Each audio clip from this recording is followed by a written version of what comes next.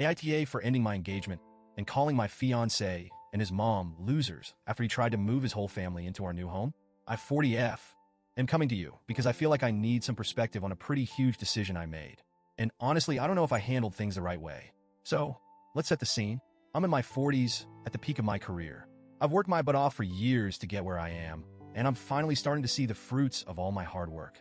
Think sweat, tears, late nights, personal sacrifices, you name it. I've got a great job, some big clients, and a whole lot of momentum right now. All of that has set me up to take the next step, which is moving closer to my family, slowing down just a little, and making sure I have more time for myself and my kids. Sounds great, right? Well, enter Jason, 39M, my now ex-fiancé. We've been together for a while, and to be honest, I've been on the fence about our relationship for a long time. But like many people in long-term relationships, I kept giving him chances, kept hoping things would improve, and kept making excuses for him. But deep down, I think I knew it wasn't working. Jason's family, well, how do I put this nicely? They're kind of a mess. His parents had a long, drawn-out, nasty divorce, and all of their kids got caught up in the fallout.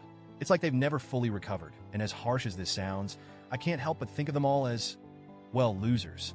Jason's sister got a cosmetology certificate but refuses to work because she insists on being a stay-at-home mom, which would be fine if she was with a partner, but she's not. She's always angry at her ex about child support, and that's pretty much her entire personality now. Jason's brothers are both musicians who can't seem to hold down a real job because they're too busy chasing dreams that don't pay the bills. One of them even sent his baby mama back to her parents as soon as she got pregnant. As for Jason, we've had a lot of ups and downs. Early on in our relationship, he couldn't hold a job for more than a few months. He's always complaining, always looking for the next thing to fix his life, but he never actually follows through with anything.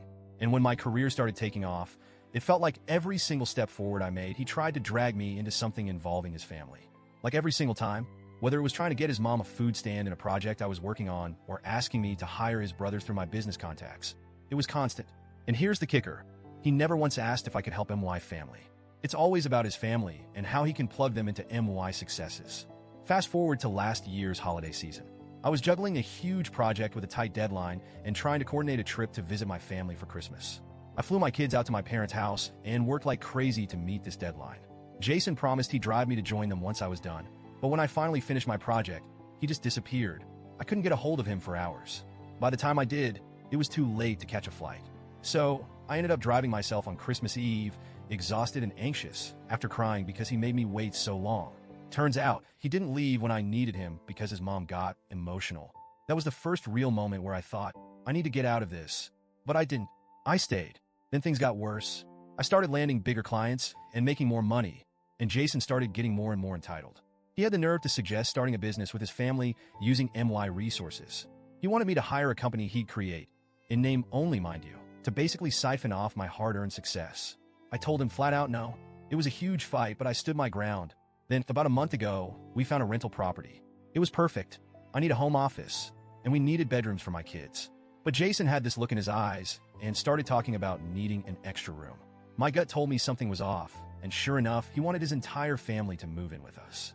His reasoning? They'd stay until they found jobs.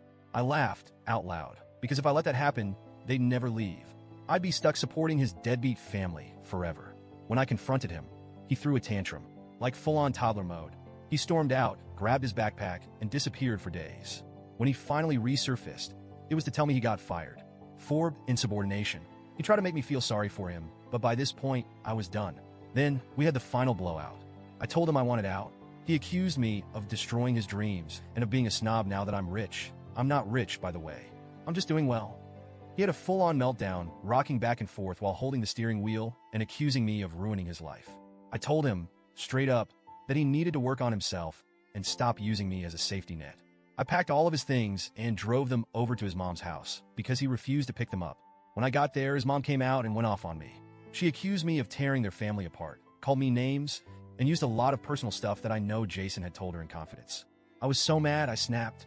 I called her and all of her kids losers.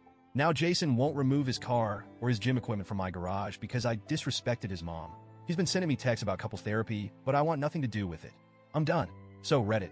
Am I the ***hole for finally ending things and calling him and his family losers after they try to guilt me into supporting them?